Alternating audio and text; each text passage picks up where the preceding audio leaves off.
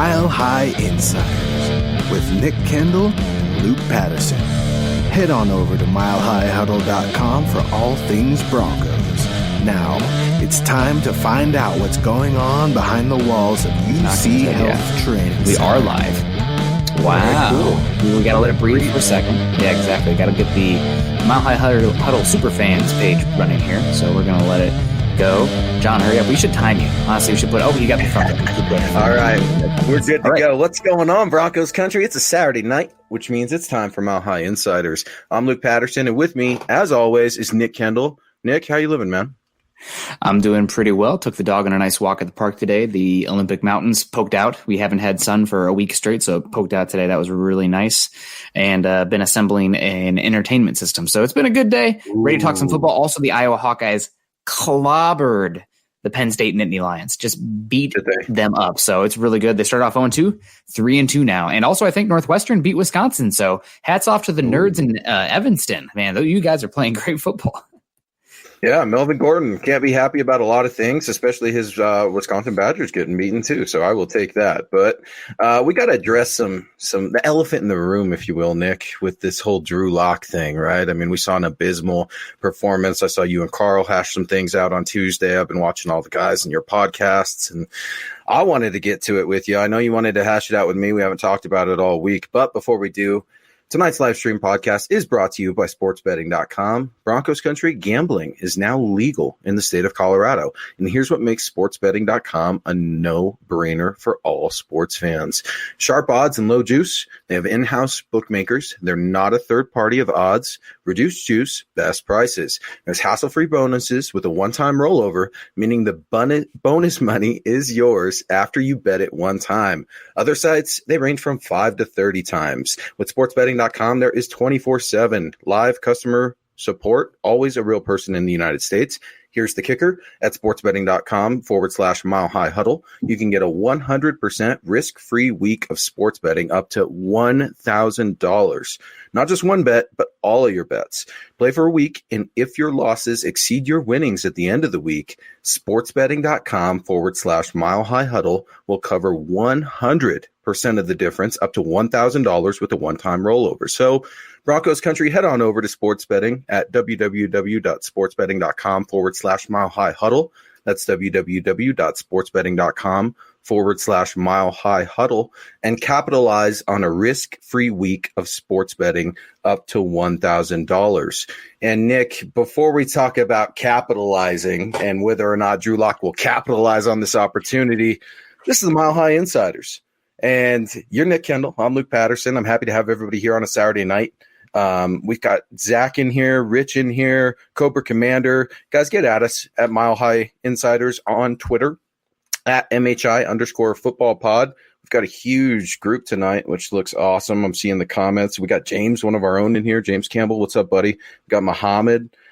We got some of our Super Chat superstars. As you see them, be sure to say hello and get your swag on. I've got a shirt on right now, and Nick, as you guys can see, has our awesome MHI hat. You can also go get other gear and all kinds of swag from huddleuppod.com. Get your swag on.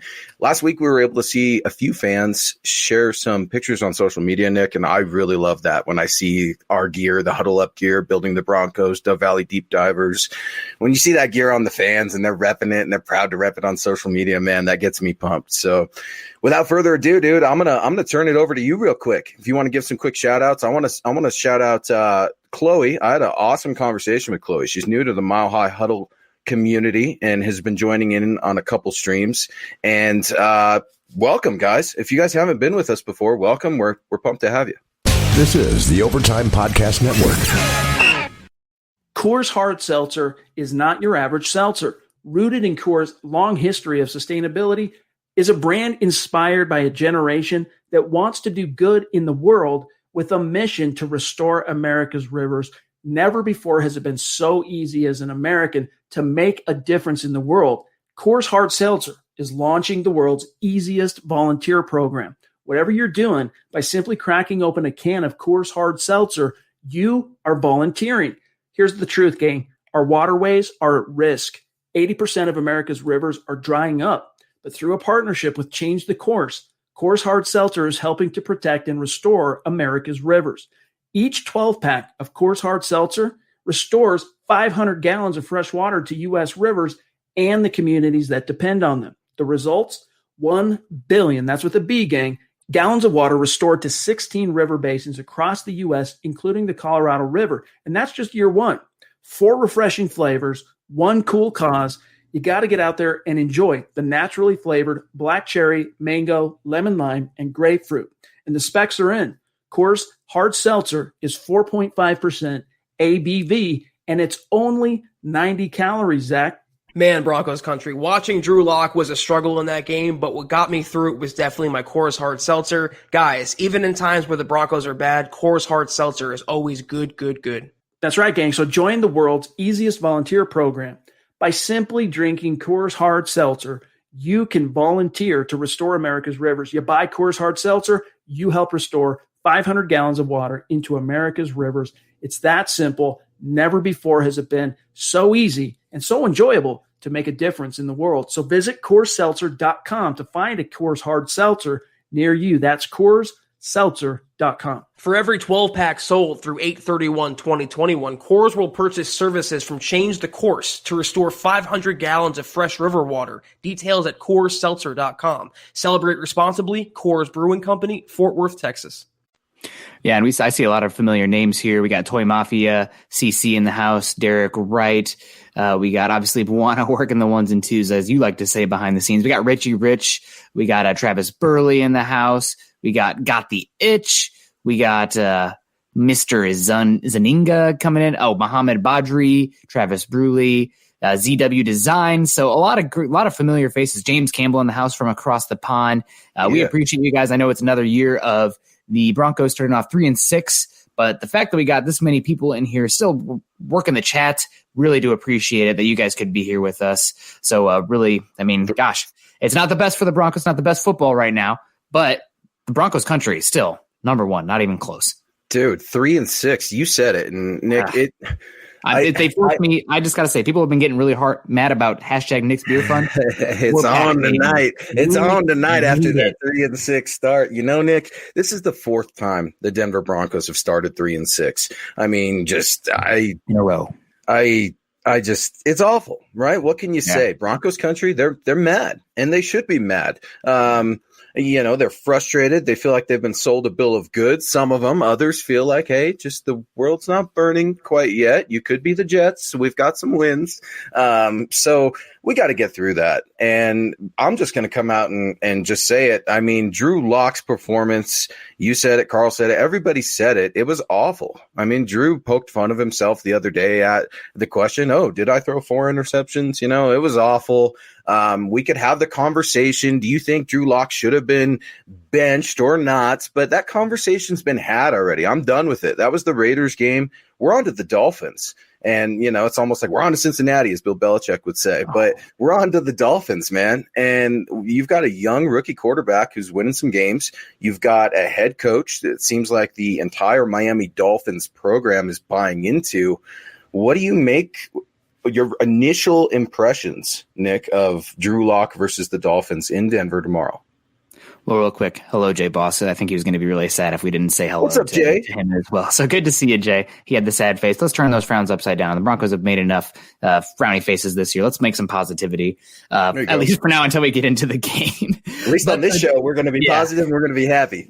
We're going to try to be real, but I mean, gosh, you have to laugh through it. You can't take it too seriously.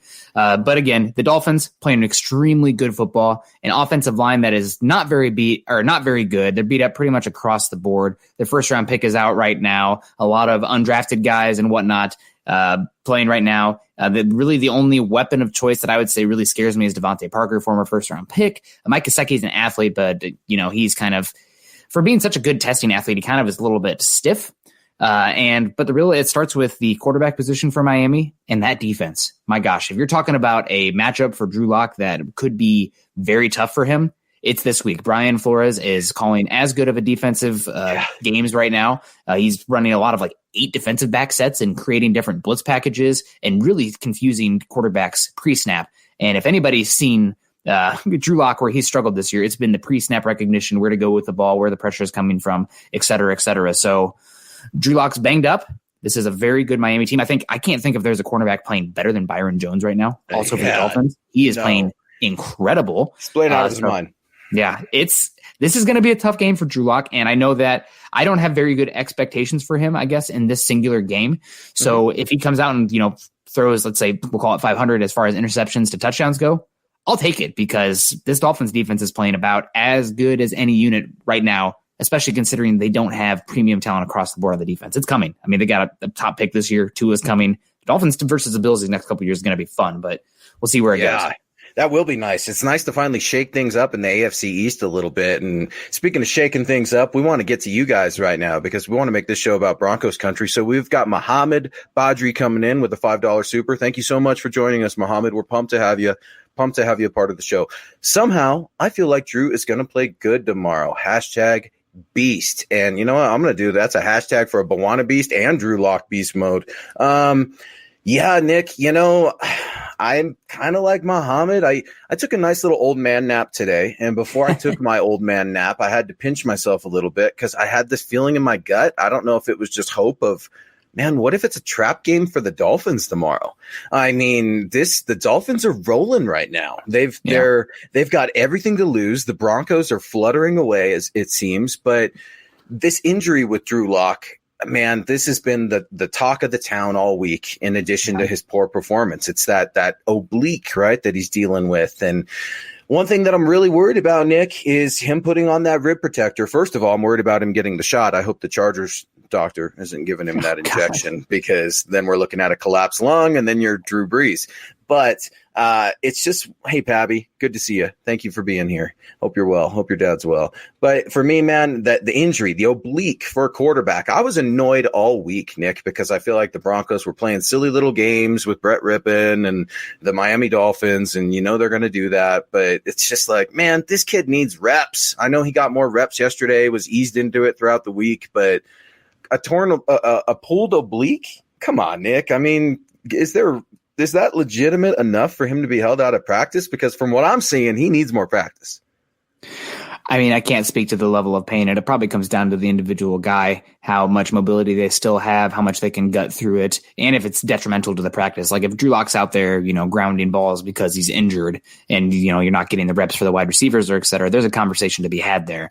But as far as playing, I mean, we definitely need to see Drew Lock the rest of the season. I know that I've been real about how he's played this year. And, but I also think that a lot of people probably would interpret that as I'm out on Drew Lock. Not at all. I'm still ready for him these next few games. It's all Drew Lock for me. I don't need to see Brett Rippon. I know that he played well against the Jets, but he just does not have the tools. I think that's just the long and short of it.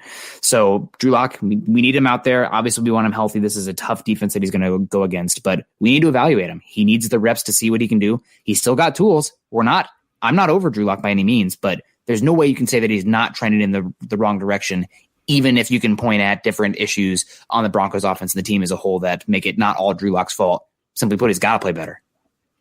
Nick, I stand with you in that, man. And I think it's okay to be undecided on Drew Lock right now. It's been a bizarre year for obvious reasons, and he's dealt with some injuries. I don't think Pat Shurmur is doing him any favors. I don't think Vic Fangio is doing the team any favors. And some could argue same with John Elway, but that's just, those are all things of a bad football team. And to say that, to put the weight of this bad football team strictly on Drew Lock, I feel like is irresponsible, because I don't believe it's all of his fault. I am disappointed. I think he's a little immature.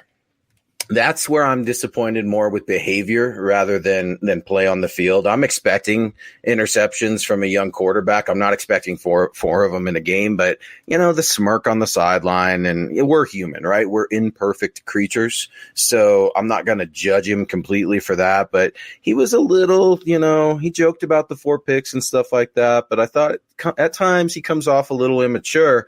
I think he's tough. I think Drew wants to play. I think Drew probably wanted to practice, and the coaches have been holding him out. So in no way do I think that Drew is trying to be soft or not be a part of this Broncos game plan for the week. But, man, what another missed opportunity for me. Like, I hope maybe the film room I mean, that's the place where Drew Lock needs the most help right now in picking up blitzes. Miami's going to stack the box, Nick. I mean, you said it. Flores he's going to be throwing 7 different shades of smoke at Drew Lock. And Drew's got to figure out where it's coming from and get rid of it. Now, I think if they run the ball, that's going to help Drew Lock a lot. And it doesn't need to be a Phillip Lindsay versus Melvin Gordon thing. I guess it's going to be both of them. But, yeah, man, it's the weight of the world is not on Drew Lock's shoulders for the loss, but how is he going to respond to the worst performance of his career? This is the Overtime Podcast Network. And he got the poop beat out of him last week, too. Against a Raiders defense that, let's be honest, their pass rush has been anemic. Their ability to take away the ball has been horrible. And the Broncos made them look like a top 10 defense. So, yeah, they doubled their turnovers by the second quarter, I think it was, right? Yep, it was bad. And the Broncos, I know a lot of people are making, Vic Fangio is supposed to be this brilliant defensive mastermind. But when you're out, I guess, Shelby Harris and Mike Purcell, you're getting beat up in the front. And your quarterback is turning over the ball left and right. It's pretty hard to hold teams under 30 points. I mean, 4 turnovers, you can't do it. So I don't really put that much on Vic Fangio as far as the defense giving up that many points, because a lot of it has to do with how often you're turning the ball over. But again, I got to push back real quick there, and then I'll let you have the floor, just because I have a problem with Vic Fangio with his personnel. 10 guys on the field, 9 guys on the field. That really bugs me. I don't know if that's an Ed Donatel thing, because Ed hasn't been there for those health reasons. That's just kind of a result of a terrible football team. So that I do put on Vic Fangio, because if you're supposed to be this defensive mastermind and this defensive guru, why are you rolling 9 guys out there? And you've got, was it Malik Reed who came sprinting on last second? Those bother me, Nick. Those really bother me. And that's inexcusable. I mean, yeah, I will push back a little bit. I think it's a little bit excusable just because you've had so much turnover on the defense. You lost your signal caller and Todd Davis. You've been shuffling cornerbacks all year because of injuries. And now the defensive front is there's no depth anymore. You've lost your 2 hogs up front. You've lost Von Miller, obviously. Atauchi has been dealing with injury all season, and they just look soft in front. I mean, the Raiders last week, they were missing both their tackles. The interior offensive line was injured as well for the Raiders. They played a Hudson and the right tackle, whose name is escaping me, Gabe Jackson. They were both dinged up as well, but the Raiders took it to him last week, and they just punched him in the mouth repeatedly. It was a rock fight. Josh Jacobs brings that type of running style too, and the Broncos just were soft. I mean, they eventually relented, and I think a lot of that has to do with how often they were turning the ball over. So, you can blame the defense, you can blame the offense, but there's so much connectivity between those two units, and when you're turning over the ball like that, I just have a really hard time getting super upset at the defense. Yeah, I can't excuse 4 picks. You're exactly right. I mean, 4 picks puts your whole team in a bad spot, let alone just the defense. So you're exactly right there. And then that offensive line, man, every time you say soft, it hurts me, because that's what this team is. I mean, it's disappointing. It's hurtful. It's embarrassing, but that's what it is. And speaking of it is what it is, Mark's going to let us know what it is. I've been betting on Denver every week in my 6-teamers. I have Miami on all my tickets this week. I swear, if my team pulls this out of their butts, I won't know how to feel. Mark's got some twisted, conflicted feelings, much like Broncos country right now, Nick. And I know we were talking about Drew Lock a little bit and him being banged up. What's the plan for Drew against these Dolphins? I mean, you got a sore quarterback who's coming off of his worst performance ever. His confidence is shaken. His body is shaken. Maybe some questions in the locker room. I don't know. I haven't heard anything. I'm just guessing. Look, if Broncos country saying Brett Rippon should be playing, and we're all human beings, I'm wondering how many players think, hey, maybe we should see Brett. Now, I will say this about Brett. I like Brett Rippon. I think he's going to be a career backup. I think he's got a shot at being a coach in the NFL. To say that he definitely will is a stretch, because it's very hard to do that. But he doesn't have enough mustard under that ball, Nick. I mean, there's just so much air in that ball. He's got the above the shoulders acumen, but to call for Brett Rippon over Drew Lock would just be an absolute waste of the season. I think it actually hurts Brett Rippon as well. And that would be the end of Drew Lock. If they conceded that, unless there was an injury, that would be, I think, the end of Drew Lock. And then you were squarely in the quarterback market this offseason. And I don't think the Broncos are ready to say that. I'm definitely not ready to say that. I mean, let's be honest. Drew Lock is playing as bad as any quarterback in the NFL right now. But I still come back to, I think he's got the intangibles I know he has the arm talent. He's not just kind of a statue back there in the pocket. There are ways for Drew Lock to succeed. There are tools. It's just really the whole process right now is ugly. I mean, you can blame the offensive line, and a lot of people will. There's injuries. It's a weird offseason. Pat Shurmur's not tailoring the offense to him. Granted, I feel like what Pat Shurmur's doing is like very vanilla, basic kind of stuff that any quarterback worth their salt would be able to execute, and Drew Lock just can't right now. So, I mean, there's a lot of things to blame. I honestly think the biggest issue so far, right, is how bad the interior offensive line has sucked. And Drew Lock, when he feels pressure, this is in college too, he can handle an offensive tackle blowing an assignment, escaping the pocket. But when the interior offensive lineman, when the interior offensive line is as bad as it has been this year, Drew Lock starts to feel that interior pressure. He starts to throw off his back foot. The clock starts to speed up in his head. The mechanics go to the wayside, and that leads to bad throws, bad accuracy, bad process. So, I mean, again, interior offensive line, Lloyd Cushenberry, rookie. We've talked about it many times. Dalton Reiser's not played that well this year. And Graham Glasgow, I mean, I was excited about the sign. I thought he'd be solid. I feel like he's been not horrible, but definitely not lived up to a big contract expectations kind of thing. So, yeah, again, I think Drew Lock's got to play better, but there's plenty of blame. We were both high on Graham Glasgow. Yeah. We thought that was a solid signing. And just like Jarrell Casey, we were through the moon with Jarrell Casey, but, no, man, Graham Glasgow. Yeah, that's been, I'm not going to say a disappointment, but it hasn't lived up to the hype. Lloyd Cushenberry, Nick, I was so premature on this cat because I was so excited to get a starting center from the SEC. Man, the game film, this is one of his worst games. And Calvin Anderson, when Coach Fangio came out, and I know I'm bashing the Raider game a little bit, and I said I wouldn't, but I just got to get it out of my system. When Calvin Anderson was out there, Nick, it was awful, just like everything else has been for the Broncos right tackles. And Coach Fangio saying, look, man, I thought he played okay. I'm like, you thought he played okay? I mean, good Lord, the interior pressure, the perimeter pressure. I mean, it's just awful. You can't get the left side of the offensive line to communicate a fan call on a hot blitz, and all these other things. It's just, it drives me crazy, but you're exactly right, Nick. You can't put it all on the offensive line. The Raiders last week were down to their third and fourth string offensive tackles. Tua's offensive line has been horrible, and he hasn't had an off season to deal with. It's all the COVID excuses, a new offense, blah, blah, blah. Excuses. Eventually the quarterback has to play better. Boom. Yeah, and Buwan, if we could get that up there, Brian's comment real quick, as he was chiming in on Graham Glasgow as well, because that's something else that I think a lot of people aren't talking about. We're talking about Garrett Bowles, Pro Football Focus. Yeah, he's the greatest person ever. I got it. But Lloyd Cushenberry, he's having struggles. Dalton Risner, as Vic Fangio would call him, drove me nuts, Nick. Some people say I'm just having to get off my lawn moment, but know your players' names. Richie Rich coming in here. Glasgow, I missed that, is playing average at best. We completely agree with you, Richie. I mean, we gotta see something better here. And Mike Munchak, I think, has his hands full. I'm not going to put this on the coaching unit. I think it's kind of a personnel thing. When, like you said, Nick, you got guys dropping left and right. What do you expect? But the good news, I guess, Elijah Wilkinson has been activated. He'll be a backup guard, tackle. I expect DeMar Dotson to be at the right tackle for sure. What do you think about right guard if Graham Glasgow's not playing? I definitely think that's Wilkinson's better spot. I mean, he's pretty darn good in the run game. He can move people. It's just he gets beat on that outside shoulder time and time again. He just does not have the foot speed to do it. So I really think it's kind of like the Billy Turner syndrome, where he's out there at right tackle. He's doing you don't love it, but then all of a sudden he's at guard, and it's like, well, why weren't we doing this the whole time? So that's kind of where I'm at with Elijah Wilkinson. Hello, Robert Skinner. Good to see you there. So that's what I'm thinking. Glasgow is probably more ideal. Honestly, if Cushenberry continues to struggle, maybe you talk about moving Glasgow to center and then Wilkinson to right guard. I know everybody's excited about Moody, but you're talking about a rookie and one that was drafted, sixth round? Yeah, so he's a project. He's a project. He's a guy. You need to leave him in the fermentation chamber for a season. We'll see what we have next year with him, in my opinion, is what you do. And people talking about moving him to tackle. It's not happening. He has sub 32-inch arms. Who did they want to move to tackle? Moody played tackle at Fresno State. Oh, no. So he cannot play tackle in the NFL. There is no lateral mobility, as you know, Nick.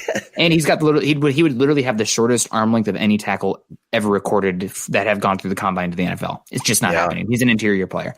So, but we'll see what happens. I know that Wilkinson struggled. A lot of people have opinions about him, but at least it's more somewhat competent depth. I mean, you're not seeing Jake Rodgers out there, and also maybe it'll help the run game more. I mean, we're talking about that. Drew Lock's injured. This is a game where the Broncos, as much as it kills me to say, they probably really need to lean on the run game and try to keep it ugly, slow paced. Kind of like when this is kind of a throwback for you March Madness fans out there, but when Butler was playing underneath Todd Licklider, the head coach, and they were kind of playing those really slow games, passing it around and chucking up the ball with 1 second left on the 35-second shot clock. That's kind of what the Broncos have to do this week with the run game. Just slow it down, make sure that they are protecting Drew Lock that way, and make it an ugly game. Win it in an ugly way if they're going to have a chance.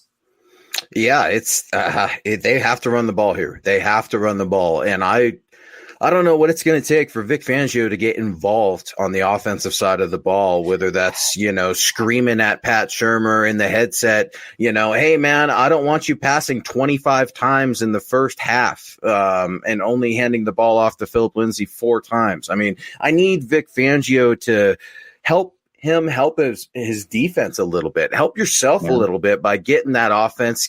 I mean, sometimes a guy needs a good kick in the rear end, and Pat Shurmur's obviously Vic's boy. I mean, he wanted to get rid of Scangarello for Pat. I don't think that was an Elway decision at all. This was a Vic Fangio decision. And, I think John Elway, to either his credit or discredit, should be acknowledged for that. So many times, John Elway's been accused, and rightfully so sometimes, and other times not rightfully so, of jamming these coaches, these offensive coordinators down these head coaches' throats. So to John's credit, he's took a step back, said, all right, Vic, you get your guy. Well, Vic's got his guy, and he's not communicating with his guy. Like you said, Nick, we have got to see the running game. The running game is going to set up play action. I would love to see a screen pass. That'd be nice. I mean, you want to talk about getting your young quarterback involved. Try a screen for the love of God on third and 2. I mean, we've got to do something different because it's ugly. And speaking of ugly, we got one of the OGs up in here, Kenneth Booker. He is not ugly at all, but his comments, well, they excel at playing ugly, laugh out loud with a 199 super. And Kenneth, I get it, man. And I just like you, I was poking fun of him in a nasty, disgusting way last Sunday. I was wanting to fall asleep a little bit there because it got so ugly. I hurt, Nick. You hurt. This is not what we're used to seeing. Man, how do they turn it around? Where do you go from here? Because the question is, have the Broncos hit rock bottom? For me, no, they haven't, because that would mean things are going to get better. Where did the Broncos go from here? This is the Overtime Podcast Network. Forward. They really have no choice but to go forward, whether he be injured or not. So we'll see what happens. And good comment there, Booker. Thank you very much. Good to see you. And also Charlie Beagle in the house as well. Charlie, guys, add us on Facebook. Find us on Facebook. Obviously, Nick Kendell, MHH. We also got John on Facebook. We got JT coming in now. If we lose to the Finns, we need to shut Fant down IMO. He's getting banged up and not recovering fully. He has all great potential. We will ruin him. Yeah, Fant does not look right. I've heard from around the bush that Fant's ankle is pretty darn dinged up. And if the Broncos were not trying to develop a quarterback right now, they might shut down Fant. And honestly, next 3 games, the Broncos fall to 3-9. You might see Fant shut down for the season with ankle surgery. So we'll see what happens there. But he is definitely not 100%, and it sucks. But that's where we're at. Did you hear that, Broncos country? That's Nick saying it nicely. I'll go ahead and say it. Noah Fant's out there with one leg. I mean, the guy is not right.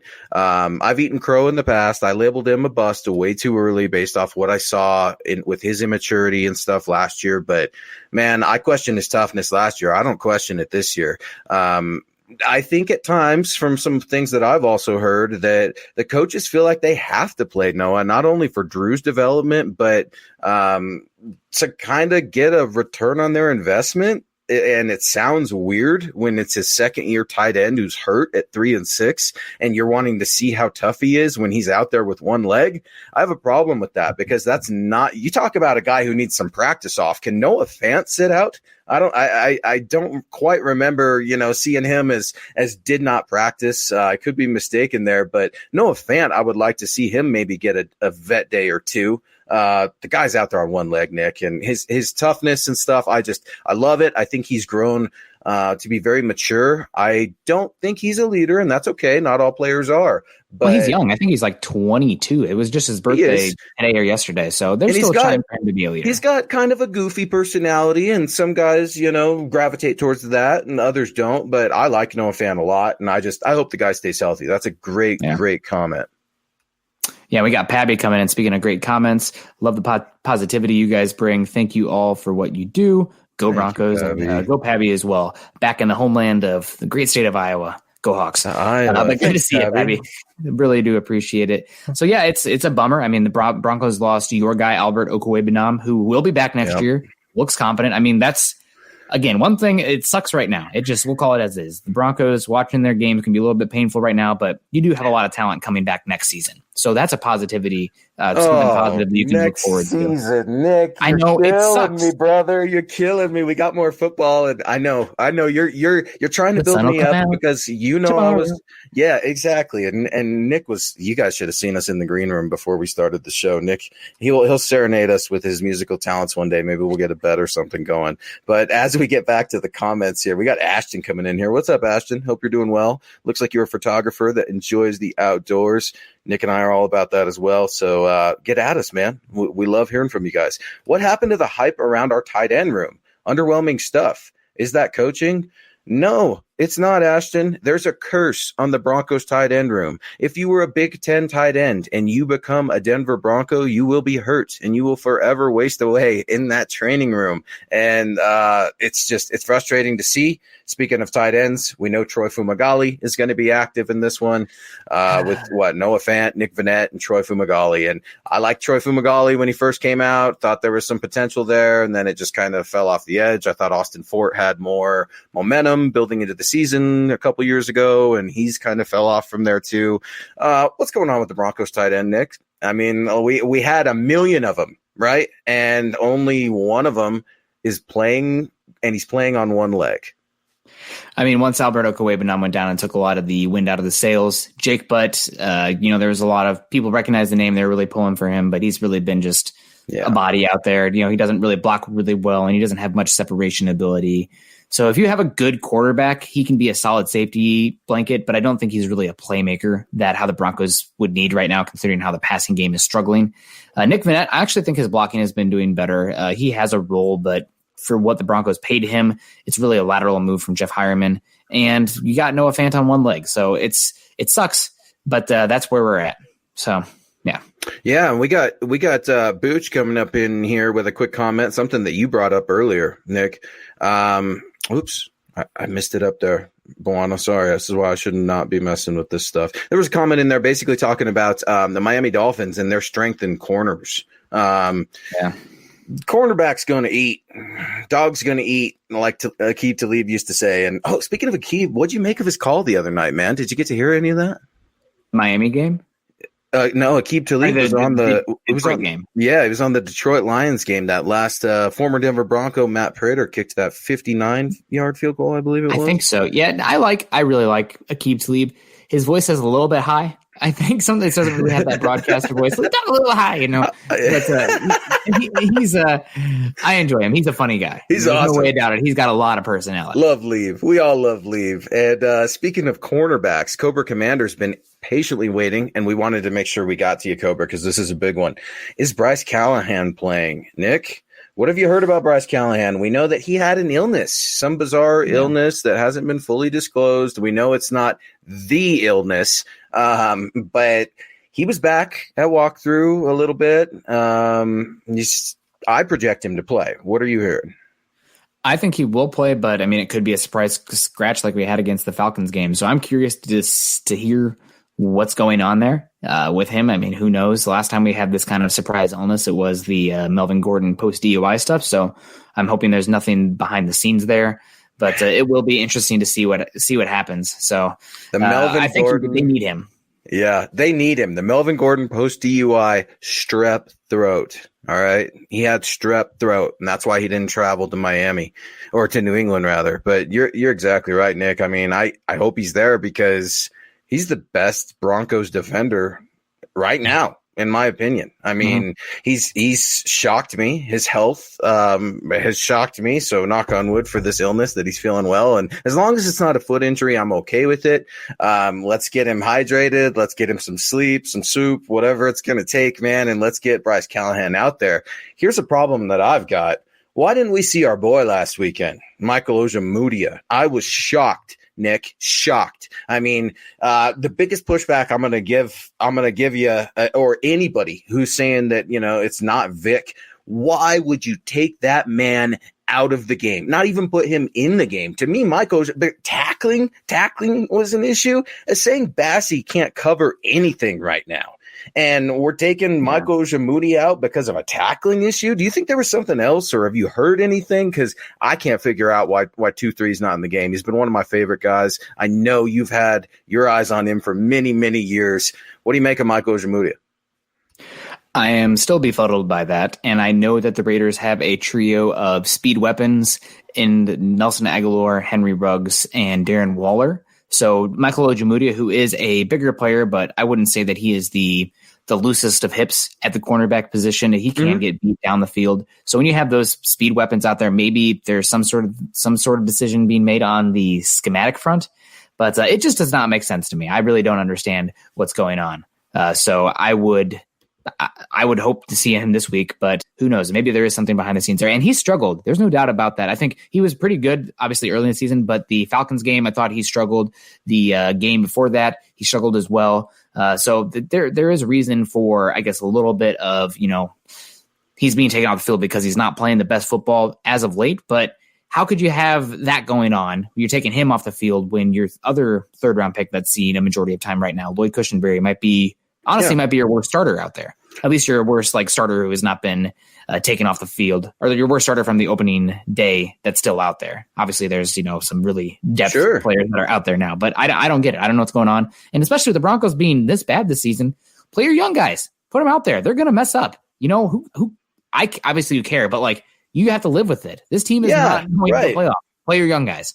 Right. It's reps, right? Everything in life is about reps. I don't care if it's podcasting, if it's football, whatever your trade is, or your profession, or your job, or education, school, a craft, whatever you're doing. If you're not doing that on a consistent basis, you can't expect to be better. And that's the exact same thing with Michael Ojemudia. Vic Fangio is robbing this young man of becoming better and going through some of those tribulations when he just ghosts him like he did against the Raiders. I don't expect to see that in this game. No. A quick housekeeping thing is I know Bowana preps all of our stuff on kind of a rundown fashion. Elijah Holder was called up, defensive back from the practice squad, so we will see him. Josh Watson will be playing, undrafted free agent out of CSU. Liked his play last week. He also got beat a little bit last week. Now, easy with the dancing and the yelling on a special teams tackle or whatever that is. You guys suck. So take it easy there. And Troy Fumagalli, obviously up in there. We talked about Eli Wilkinson activated as a backup. Ed Donatel, Nick, and I know we're going to get back to the quarterback situation in just a second, but I want to talk about Ed Donatel because Ed Donatel is going to be out, and this is kind of, I guess, our last little wrap up of the defense, and we'll get back to the meat and potatoes of Drew Lock. Vic's boo has been out for a couple of weeks now, and thoughts and prayers to Ed Donatel. It sounds like he is out of the woods and feeling better. Definitely sounds like he got very, very ill, but when you don't have your best friend there, your wingman that you've worked with for years, I mean, maybe does that contribute to 9 men on the field, 10 men on the field? I mean, some of those things that you rely on are no longer there. So while I'm not making excuses, I think that there's a definite disconnect without Ed Donatel there.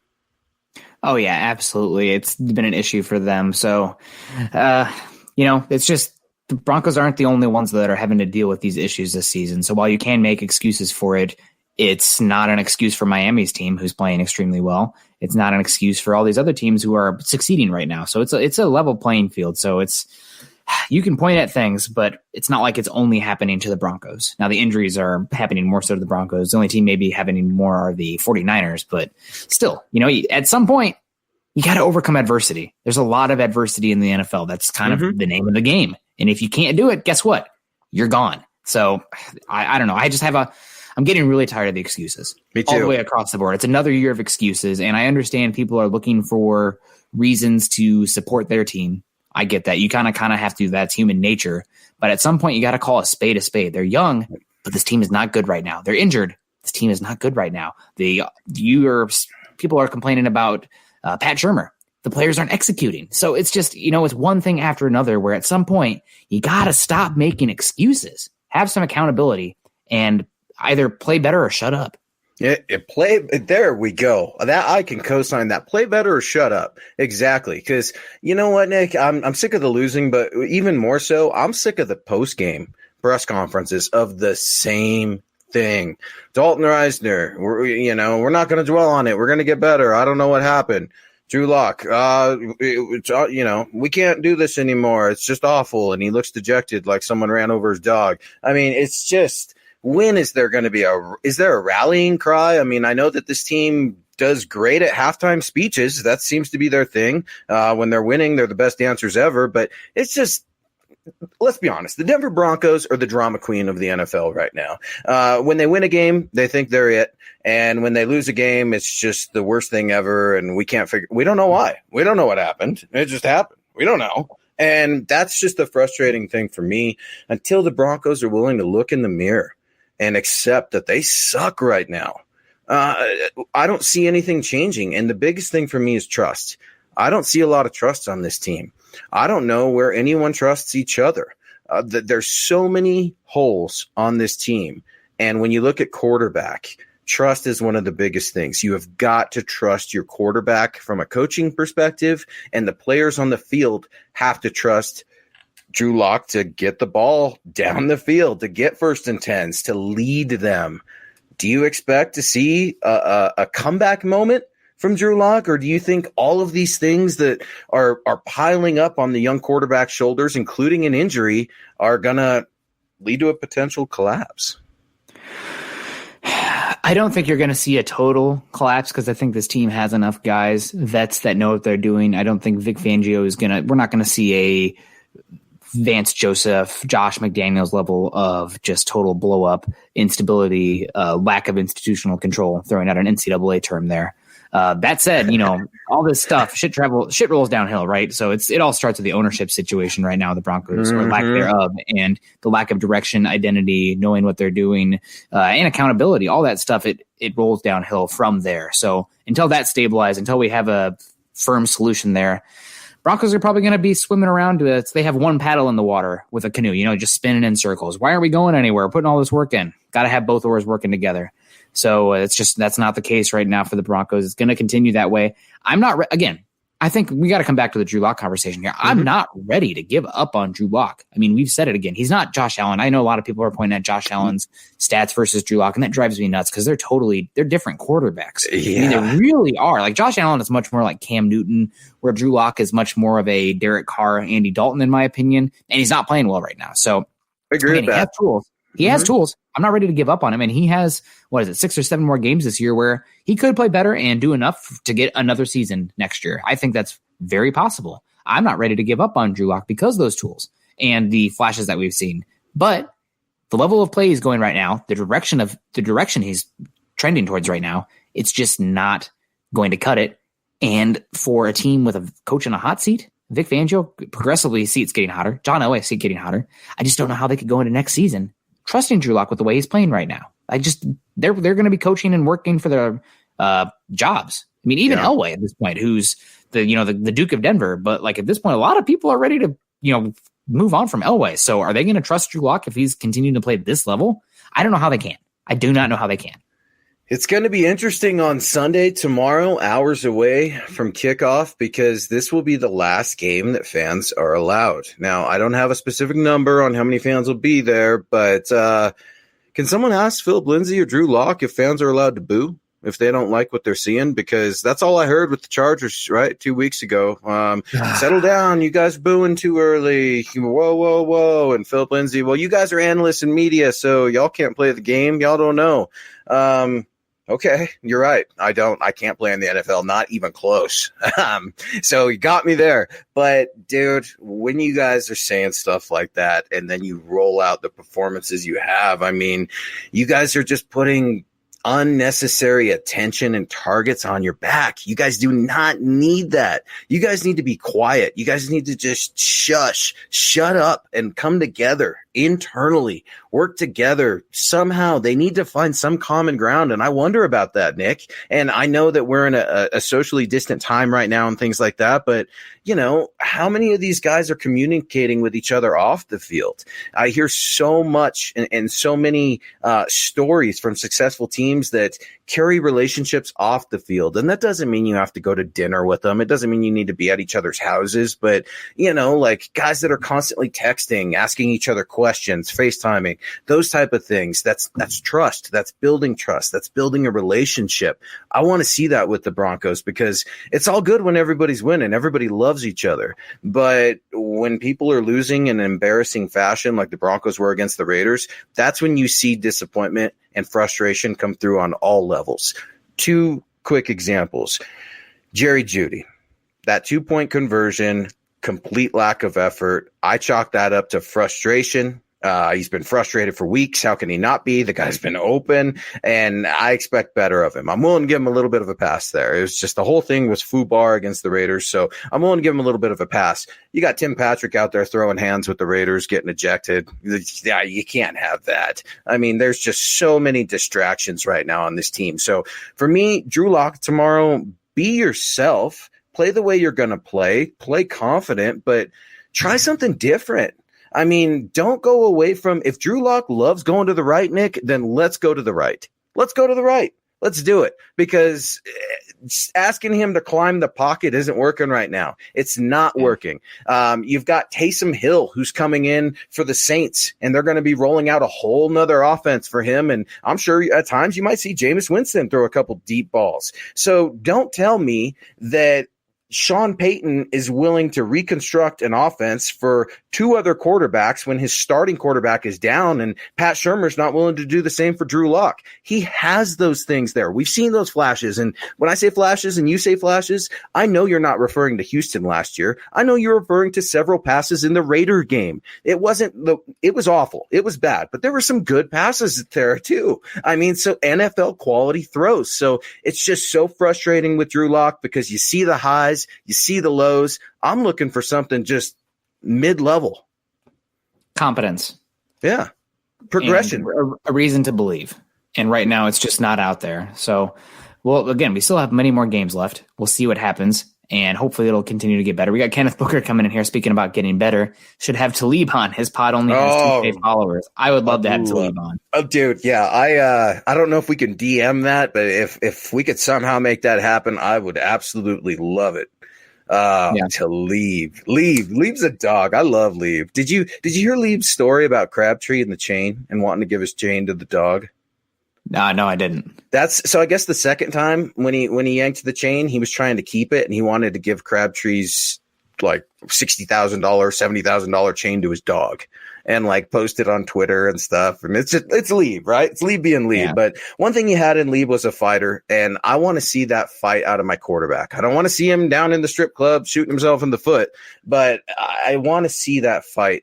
I want to see some sort of some rallying as a team. You see the offense and Drew and the quarterback sitting off, disconnected. Nick, at times I feel like Brett Rippon is more animated than Mike Shula with the pad and talking to Drew and stuff like that. But man, I remember watching Jake Plummer go down after throwing an interception to the defense, and dude, my bad. I'll get us out there. That's me. That's on me. And communicating with the defense. He'd go out to dinner with the defense. It was a connection thing. And the defense wanted to play for that quarterback. When you've got a head coach in Vic Fangio that's just so stout in his defense, there just seems to be 2 different teams on one team right now. You've got an offense, you've got a defense, and then you've got the worst special teams unit ever.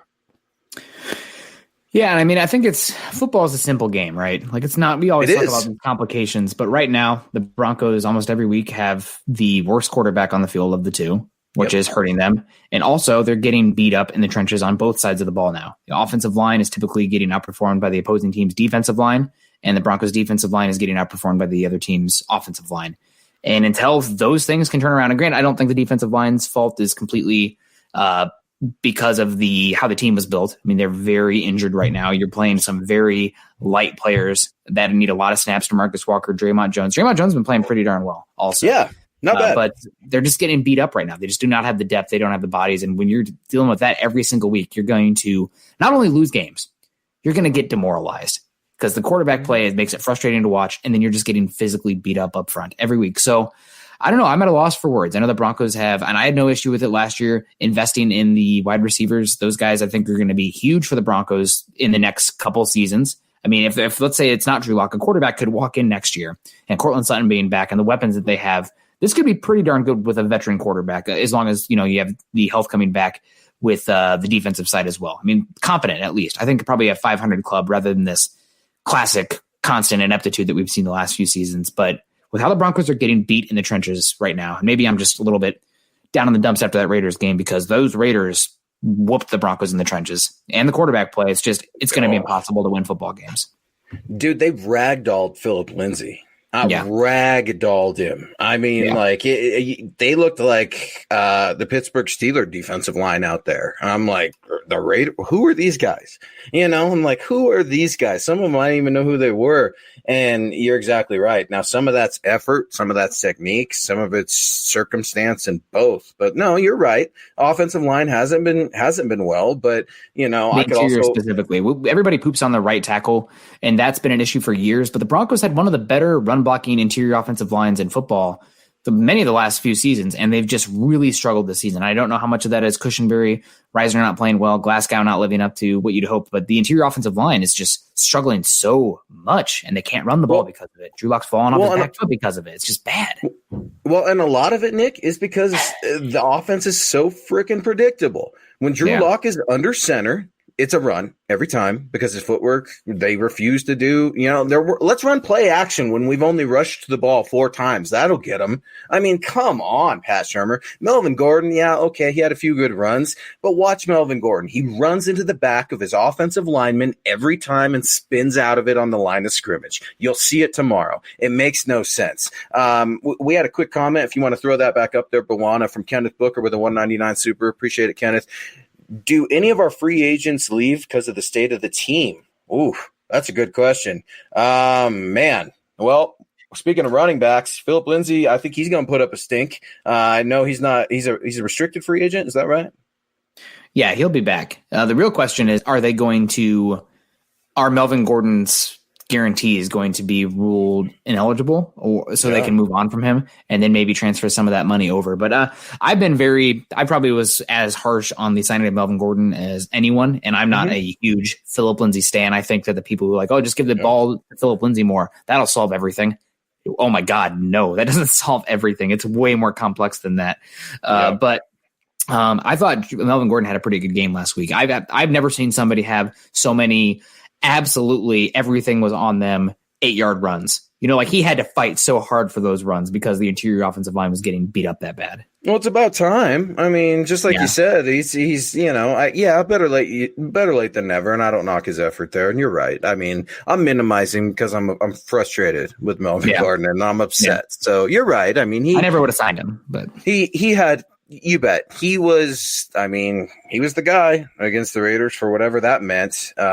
Used both of them, used the hell out of them. And I'm like you, Nick. I'm not the biggest Philip Lindsay guy in the world either. I don't know that I would pay Phil, if I'm going to be completely honest with you. I don't know that I want Mel. I don't know that I want either one of them, if I'm going to be honest with you. For what Philip, I think, brings to the table with his playmaking abilities and stuff, Phil's going to want to get paid. He is going to want to get paid, and rightfully so. I think he should get paid. These guys, fans try to knock these professional players for getting paid, but heck, I'd want to get paid. I'd go to the first first team that's offering me the biggest deal. And if you're saying that you wouldn't, then I don't know. I might call BS on that one. I'm questioning your judgment.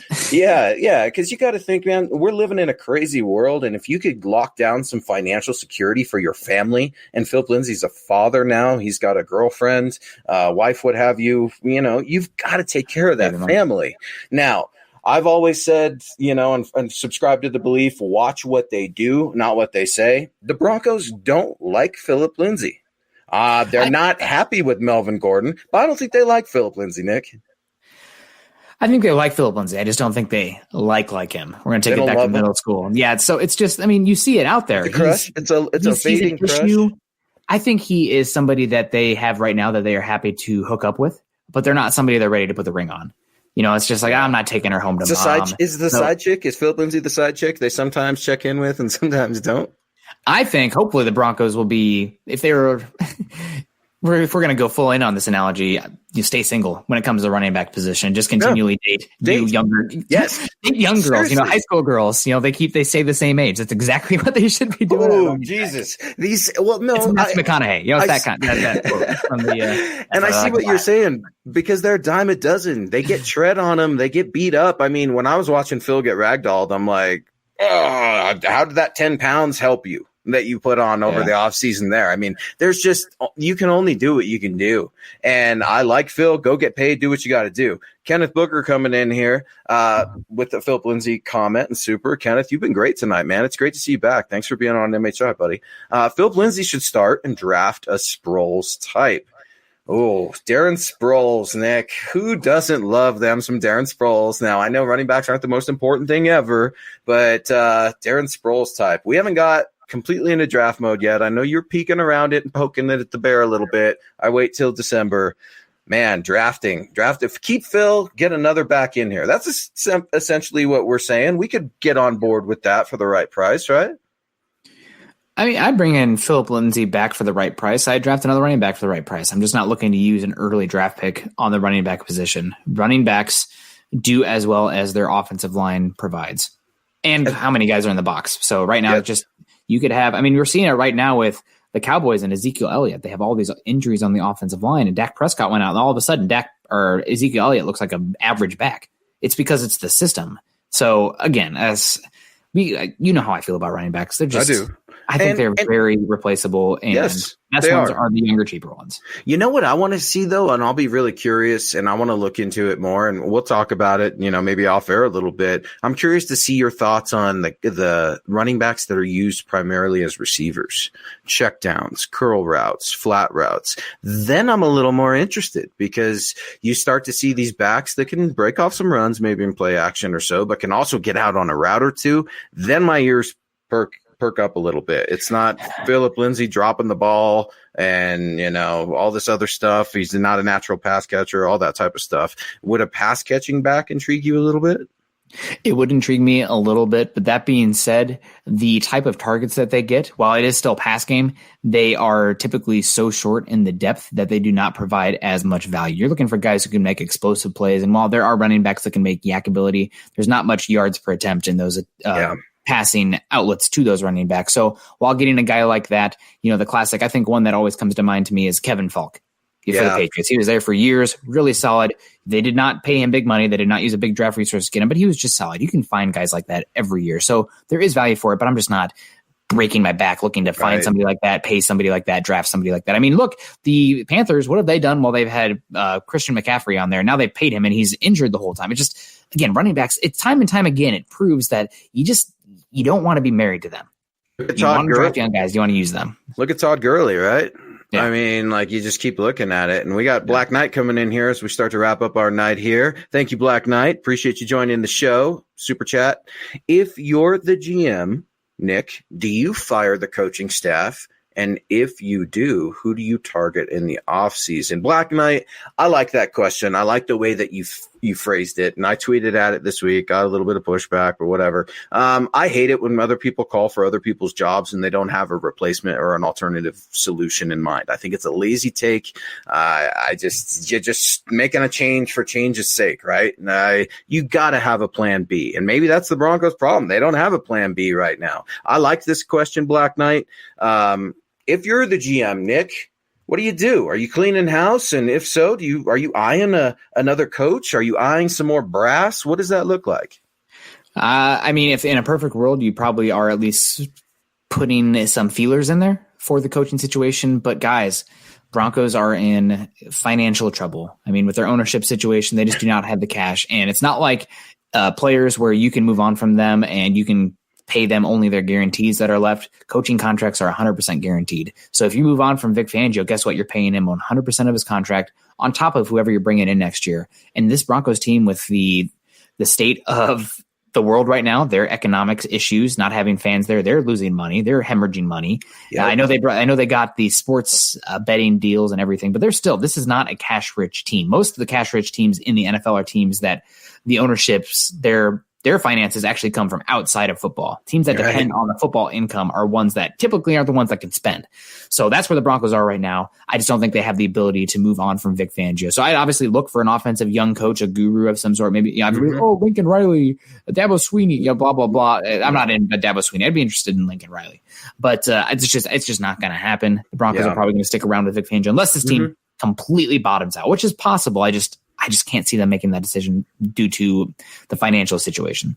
If you have the rest of the season like you did the Raider game, then everyone's getting fired. But I don't expect that. I don't think it's likely. Now, they could lose out, but it's a matter in which you lose out. And I think I would expect them to come back as well. I saw a Raider fan in here trolling us earlier saying he's rooting for us. Well, hey, man, I really appreciate you joining the MHI. Just so you know, I am not rooting for you guys tomorrow night at all. I hope you guys get the doors beat off of you. I mean, absolutely. The Chiefs, man, they're gonna dog you. They got some get back coming for the silver and black. At least I hope, because the Raiders are definitely trending up, as much as I hate to say that. But we got James coming in here as we start to wrap up our show.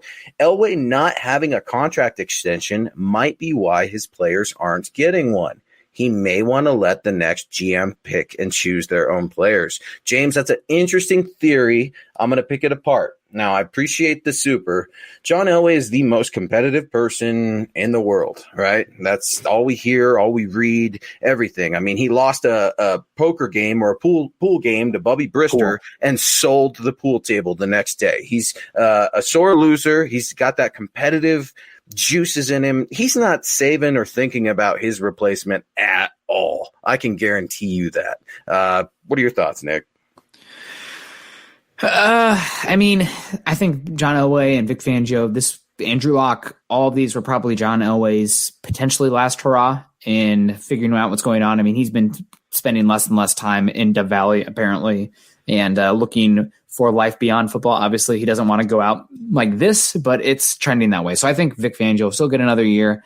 Maybe they will bring in somebody where John Elway can be more of that pure president, but it feels like this was John Elway's last real hurrah, and the way they're trending is just not the way that anybody had hoped. So we got Kenneth Book. Oh, go ahead. Yeah, it makes you wonder, right? If you caught Seven in a room and Joe Ellis in a room and you're having a stogie and a cold pop with him and you ask him just in confidence, hey, man, you think maybe you would have walked away, a few years ago, Super Bowl 50? You think maybe looking back on that would have been the right time? I think you might be surprised in the answer. Yeah. But then, he had to try to carve out his legacy beyond Peyton Manning as the GM. So, and it's not over. Just for like Drew Lock. I'm not ready to write the book on it. The jury's out. And yes. And we're going to be consistent in saying that. And I like that because we're doubling down on that. We're waiting to see. This can absolutely happen. So, yep, we got Kenneth Booker coming in, drafted Danny Woodhead type. That's 4th round. I'm all about it. If you're talking day 3, at that point, it's a lottery ticket. So we're talking day 3. You can take a running back. I'm just not about paying running backs big second contracts. I'm also not about using a top 50 pick on a running back position unless you feel you're like a Super Bowl contender right now and that team can get you, that running back can get over the hump in like the next season or two. Even then, makes me a little bit nervous. I think the Chiefs probably would have been better out. Like the Chiefs. Yes, take a defensive player. Like I was just going to ask you, or an offensive line player. I was just going to ask you about that. I think it's gone down just a little bit for the Chiefs and the optimism. I mean, week 1, week 2, crazy stuff. But speaking of picks, let's get to our game picks real quick as we finish up the show. Nick, Man, in my gut, I want to tell you that Drew Lock is going to bounce back. It's not going to be pretty. It's going to be ugly. He's going to throw a couple picks, but he's also going to throw a couple touchdowns. That being said, I've got the Dolphins winning in this one. I think I've got a score of like 33-16. Or something like that. Special teams is going to make all the difference. The special teams unit for the Dolphins it's kick butt, man. What can I say? They get touchdowns. They block punts, and the Broncos give up touchdowns and stuff like that. So special teams, man, that's just going to be another phase of unraveling for the Broncos. I hope I'm wrong. I hope I get to come back and just eat crow. And Drew is dancing and everything's good. But right now, man, I got the Dolphins winning. Yeah, I have the Dolphins winning 30-17. I think this is going to be a game where the Broncos offense is going to really struggle. I think Brian Flores is probably honestly, it could end up being the best Bill Belichick disciple to lead the Patriots. Yep. And like I said, this Miami versus Buffalo rivalry coming up in the AFC looks like a lot of fun. So it's going to be unfortunate. I'm just really hoping Drew Lock has some flashes to start to make progress, but I know he's injured. I know this Dolphins defense they're scheming up extremely well right now. And it seems like a perfect storm for Drew Lock to really struggle. So 31-17 for the Dolphins 30-17 over the Dolphins over the Broncos. So we got a couple more. Yeah, over 30. That tends to be the trend, man. Richie Rich. It's the turnovers. Like I said earlier, it's the turnovers. So and Richie Rich coming up in here, man. He's feeling like we are. 31-21 Miami. Lock gets left in the game hurt. I think that's a fairly realistic one. Lock could get hurt. I'm worried about that rib plate, and I know we're getting out the door real quick, but that rib protector, man, that causes fumbles.